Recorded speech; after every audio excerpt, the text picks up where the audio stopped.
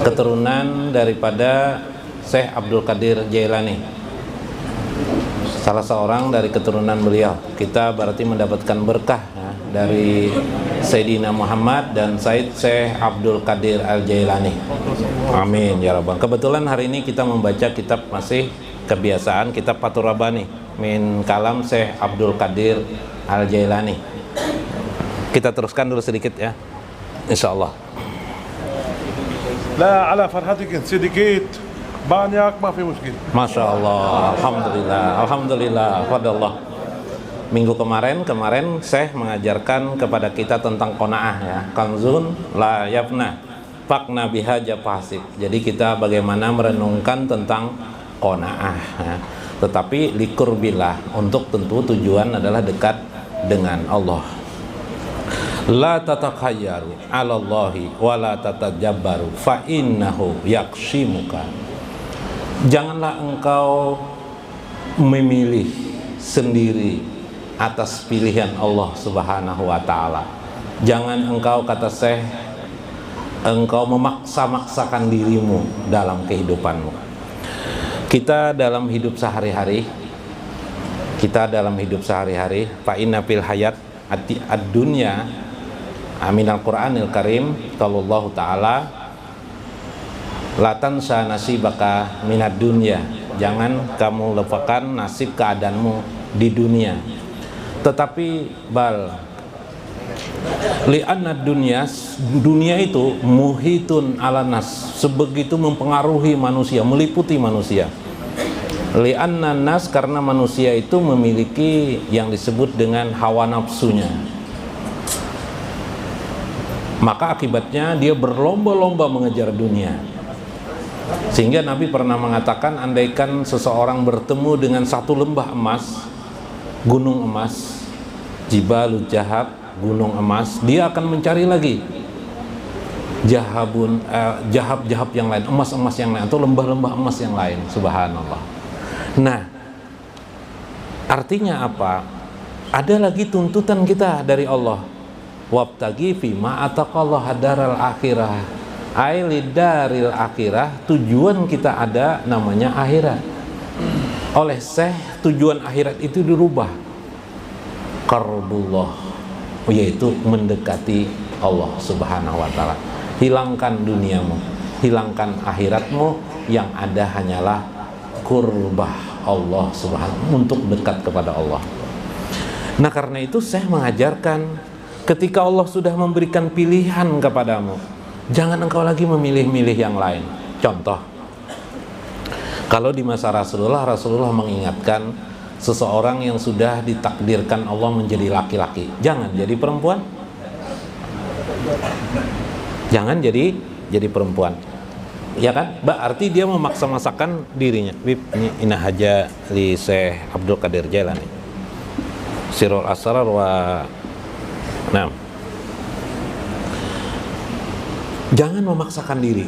Kebanyakan kita memaksakan diri. Kita pedagang bakso, sudah ditakdirkan Allah pedagang bakso. Ikuti saja arena itu.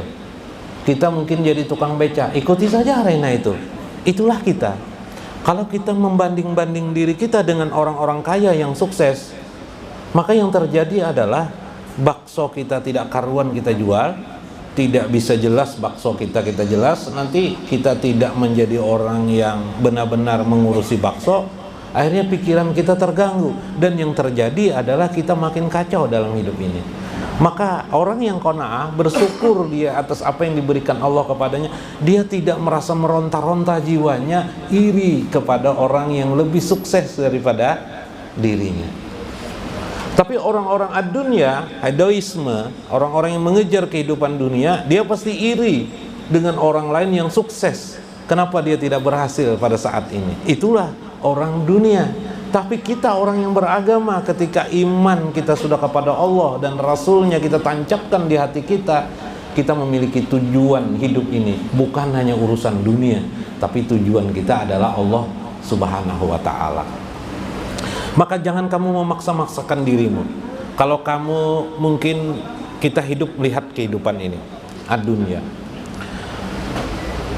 Berapa orang yang sukses di dunia ini, orang yang terkaya di dunia? Paling 2 atau 3 atau 5 orang. Ada lagi orang kaya di Indonesia, paling jumlahnya 10 orang, ya kan? Selebihnya di bawah daripada itu. Selebihnya turun lagi daripada itu sampai pada garis kemiskinan. Yang terbanyak adalah orang-orang miskin. Di mana saja negara itu. Ini takdir enggak? Takdir. Coba negara ini semuanya kaya, ada enggak lagi sedekah dan zakat? Ada enggak? Tidak ada lagi. Maka Allah menetapkan keadaan itu sudah secara alamiah dalam kehidupan, supaya juga orang-orang mukmin dapat beramal-amal soleh dalam kehidupannya. Subhanallah. Ini penting dalam hidup kita. Maka kita tidak perlu memaksa-maksakan diri kita. Kalau Allah memberikan kodrat kepada kita, kita sudah dijamin oleh Allah. Buktinya, seorang yang hanya berprofesi tukang beca saja, sampai sekarang dia masih hidup. Adakah di luar ini tukang beca? Adakah di dalam tukang becanya? Sampai sekarang dia masih hidup.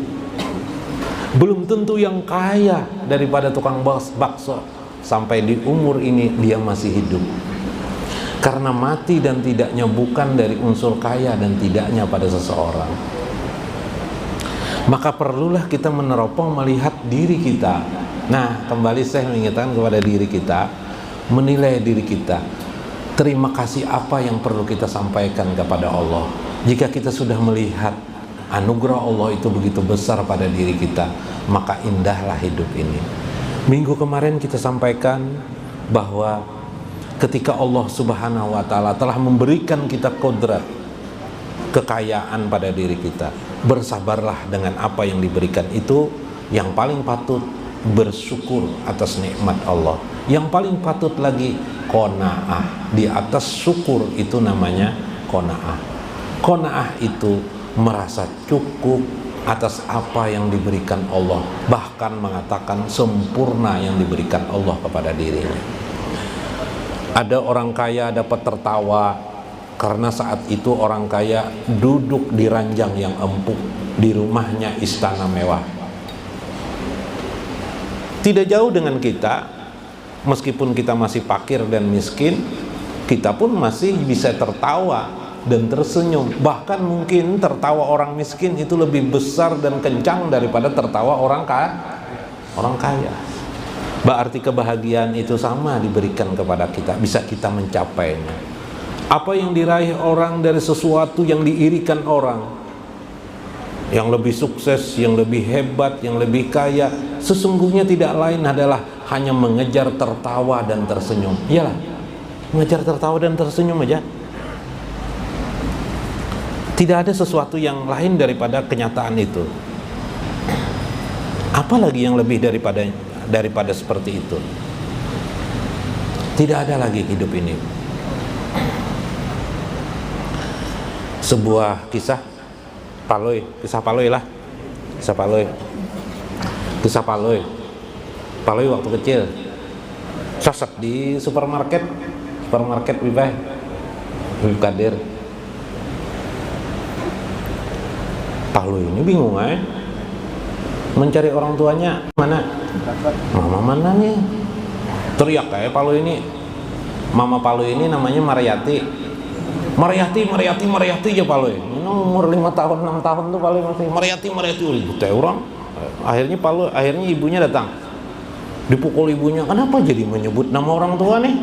Maryati. Apa aja Paloi?